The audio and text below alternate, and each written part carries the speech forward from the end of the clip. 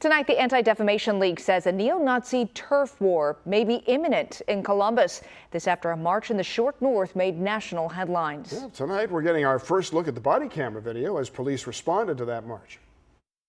We have freedom of speech. Freedom of speech. Freedom of speech. New body camera video shows a group of neo-Nazis telling police they did nothing wrong when they marched through the short north earlier this month. We were attacked by a group of people. We were not under arrest. We don't have to. The video also shows community members sharing their side of the story with officers. And they were walking along the sidewalk, screaming the N-word, telling them to calm down, just inciting violence and a problem. Take a look at this video from that march. It got national attention, which is part of the reason why the Anti-Defamation League says this group will likely come back here to Ohio. When we've seen groups like this in the past try and compete with each other, it's who can have the biggest demonstration. So oftentimes they'll try and make their numbers look as big as possible.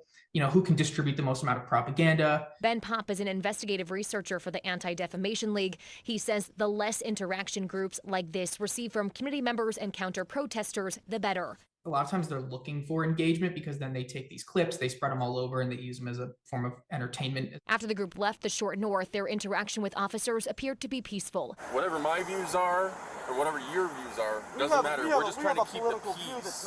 No charges have been filed by CPD against any members of this group, but City Attorney Zach Klein says he's ready to prosecute. The moment there's from an investigation standpoint that they have enough evidence, and that involves video footage, it involves eyewitness testimony and cooperation of witnesses, that we stand ready to prosecute. On your side, I'm Kate Seifert, ABC 6 News. To stay up to date with the top videos from our stations and information on upcoming events, subscribe to our weekly email newsletter at newson.us/sign-up.